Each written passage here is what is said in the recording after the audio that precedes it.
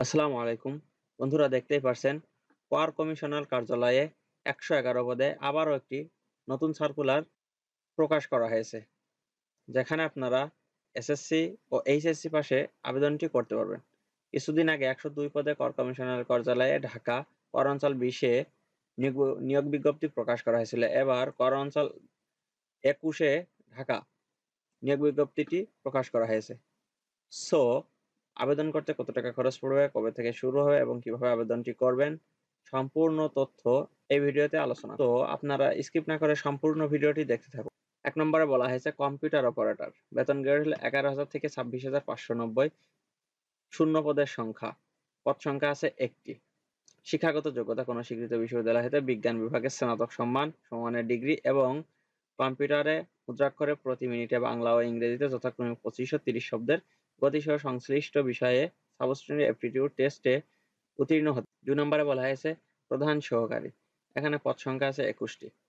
শিক্ষাগত যোগ্যতা হলো কোনো স্বীকৃত বিশ্ববিদ্যালয় হতে দ্বিতীয় শ্রেণীতে স্নাতক বা সমমানের ডিগ্রি সমতুল্য সিজিপিএ হতে হবে। কম্পিউটার বেসিক ট্রেনিং কোর্সে উত্তীর্ণ এবং কম্পিউটার ওয়ার্ড প্রসেসিং সহ মোবাইলে ফ্যাক্স পরিচালনায় অভিজ্ঞতা থাকতে হবে। ৩ নম্বরে বলা হয়েছে উচ্চমান সহকারী।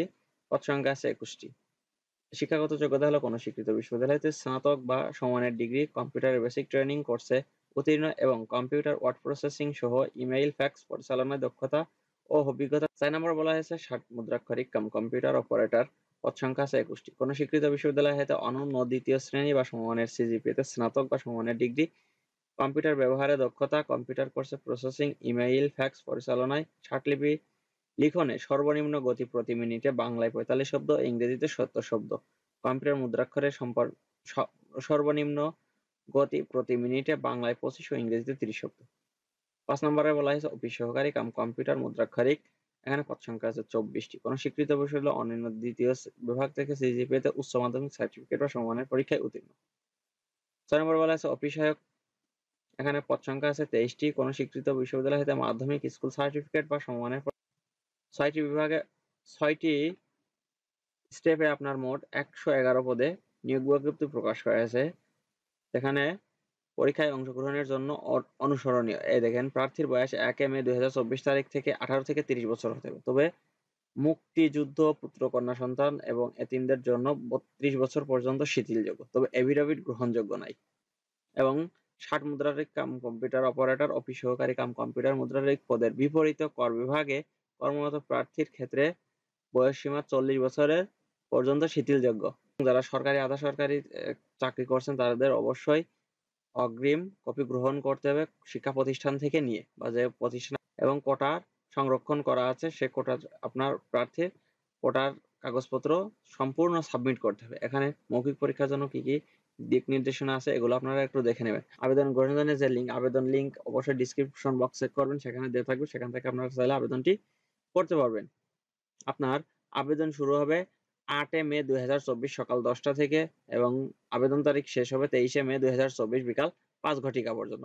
অনলাইনে আবেদন করার জন্য ৩৩০ পিক্সেলে ছবি এবং ৩৮০ পিক্সেলে আপনার স্বাক্ষর ছবি সাইজ হতে হবে ১০০ কেবি এবং স্বাক্ষরের সাইজ হতে হবে ৬০ কেবি। এর ভিতরে আপনার আবেদনটি করতে হবে।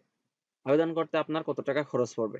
আবেদন ১ নম্বরের জন্য আপনার ৩০০ টাকা এবং সার্ভিস চার্জ ৩৪ টাকা, মোট ৩৩৪ টাকা। ২, ৩, ৪, ৫ পরীক্ষার ফি বাবদ ২০০ টাকা এবং টেলিটক সার্ভিস চার্জ হলো ২৩ টাকা, মোট ২২৩ টাকা। এবং ৬ নং পদের জন্য ফি বাবদ ১০০ টাকা এবং ১২ টাকা সার্ভিস চার্জ সহ ১১২ টাকা এবং ৪৮ ঘন্টার মধ্যে আপনার পেমেন্টটি করে দিতে হবে আবেদন করার পর, না হলে আপনি সিলেক্টেড হবেন না। আর এখানে যেগুলো দেওয়া আছে আপনারা একটু দেখে নেবেন। অনলাইনের আপনার এই আবেদনটা সম্পূর্ণ মানে সঠিক কিনা সেজন্য এটা আপনি স্ক্যান করলে ওয়েবসাইটে আপনার নিয়ে যাবে। এখানে উপরে উল্লেখ করা হয়নি যে এমন কোনো বিষয় সরকার কর্তৃক জারিকৃত বিধিবিধান প্রযোজ্য হবে। অনলাইন আবেদনের পরীক্ষা সংক্রান্ত যে কোনো তথ্য বিষয়টি কর্তৃপক্ষের সিদ্ধান্ত চূড়ান্ত বলে মনে হয়। শেষ তারিখ ও সময়ের জন্য অপেক্ষা না করে আপনার আবেদনটি করার জন্য অনুরোধ করা হয়েছে। যে সকল প্রার্থীগণ, জেলার প্রার্থীগণ আবেদন করতে পারবেন, ঢাকা বিভাগের সকল জেলা আর ঢাকা বিভাগ, শুধুমাত্র ঢাকা বিভাগের সকল জেলা প্রার্থীগণ আবেদন করতে পারবে। তো এই ছিল কর অঞ্চল ২১ ঢাকা কর কমিশনারের কার্যালয়ে নিয়োগ বিজ্ঞপ্তি সম্পূর্ণ ডিটেইলস আপনাদের সাথে আলোচনা করে দেখা দিলাম। আপনারা যারা যোগ্যতা মিলবে এবং এটা আপনার মনে রাখতে হবে যে এটা হলো একটি অস্থায়ী চাকরি। তো ভালো থাকবেন, সুস্থ থাকবেন এবং নতুন ভিডিও আসা পর্যন্ত ধৈর্য সহকারে আমার চ্যানেলের সাথে থাকবেন। আসসালামু আলাইকুম।